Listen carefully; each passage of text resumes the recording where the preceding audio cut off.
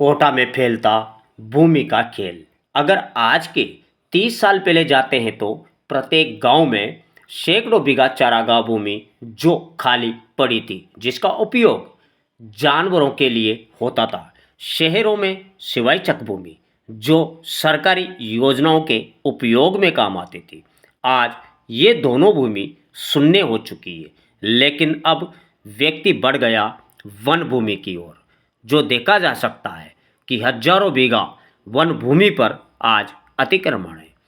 जब वन भूमि से पेट नहीं भरा तो अब टारगेट पे है शेरों की विरासत, जो प्राचीन काल से हमारी धार्मिक आस्थाओं का प्रतीक है। जहां हस्तलिपि के आधार पर 535 पुराना विवाद खत्म होकर भगवान राम का मंदिर बन सकता है, तो दूसरी तरफ वहीं 1834 संवत फागुन बुद्ध अष्टमी को कोटा राज दरबार की बहनें धापूबाई, गुलाबबाई और चांदनाबाई ने कोटा दरबार यानी अपने ही भाई से खरीद कर यहाँ संतों को भेंट की थी ये भूमि, जिसका जिक्र रकम सहित राज दरबार की रोकड़ पेज संख्या 22 पर अंकित है। आज कैसे इस प्राचीन जो हिंदू संस्कृति की निशानी है और कोटा की धरोहर है, लेकिन इस धरोहर को नष्ट करने की पूरी तैयारी। हम जो अपनी धरोहर को जिस तरह धीरे धीरे नष्ट करते जा रहे हैं, आगे चलकर हमारे देश के लिए एक बड़ा नुकसान साबित होगा। हमारे सामने बैठे एक महाराज जो हमारे कोटा में बड़ा रामदेवरा एक धार्मिक स्थल है, जो हमारे कई सारे संतों द्वारा बनाया गया है। और ये राजा दरबार की जो बहनें थी उनके द्वारा ये खरीद कर दान दिया हुआ है। और हमने देखा है कि ये 1980 से कोटा न्यायालय में इसकी भूमि को लेकर लड़ रहे हैं। आखिर मामला क्या है जानते हैं महाराज से। महाराज, सबसे पहले तो आपका नाम बताओ। मेरा नाम है संत प्रीतम राम रामसनेही जी। तो ये जो भूमि है इसका क्या विवाद चल रहा है?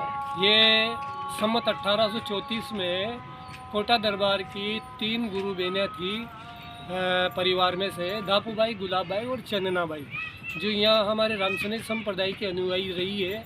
उन्होंने कोटा दरबार से ये ज़मीन खरीद करके और तत्कालीन रोकड़ खाता संख्या नंबर 22 के अंदर इसकी ज़मीन की कीमत जमा कराई है। और उसके बाद ये दान में भेंट स्वरूप दान नहीं, किसको दी दान में? ये यहाँ के संतों को। क्या नाम था संत?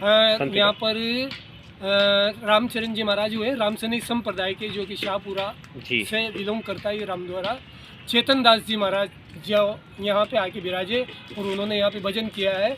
उनके बाद हुए थे हृदय राम जी महाराज, उनको यहाँ पर ये जमीन और ये भेंट में दी गई थी। फिर और जब से ये रामद्वारे के हमारे पूर्वज आते रहे रहते रहे हैं एक के बाद एक, और उसके बाद में आज की तारीख में मेरे गुरु महाराज थे धुन राम जी महाराज, 1980 में उन्होंने ये दावा इस ज़मीन का पेश किया था। किसके खिलाफ किया था? ये कलेक्टर, नगर विकास न्यास और नगर परिषद और तहसीलदार।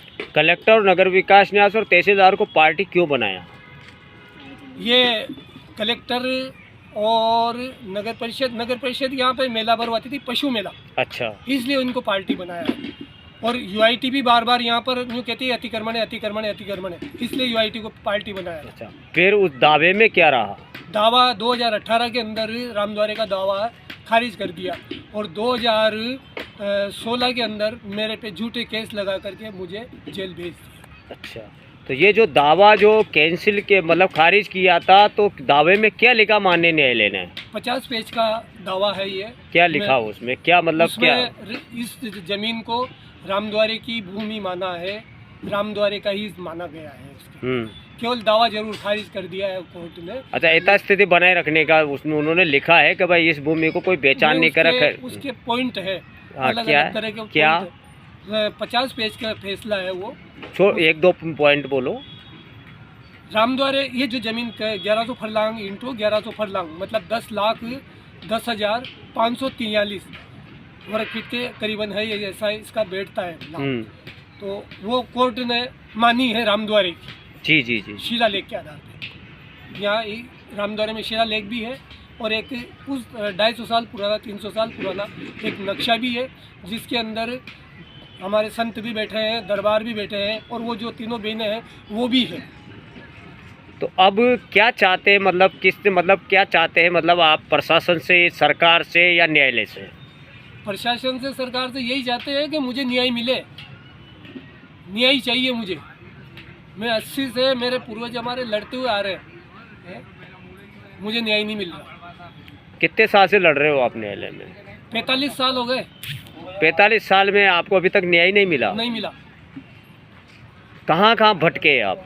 मैं ये कोटा की सारी कोर्टें छान ली, फिर भी न्याय नहीं मिला? फिर भी न्याय नहीं मिला, और दावा खारिज हुआ। उसके बाद में 2018 में आनंद फानंद में, जैसे भी मैं तो अंदर था, बाहर वकीलों ने ऐसे करके यहाँ भी अपीलें पेश कर दी, वहाँ भी अपीलें पेश कर दी, लेकिन होना हुआ कुछ भी नहीं है, होना कुछ भी नहीं है।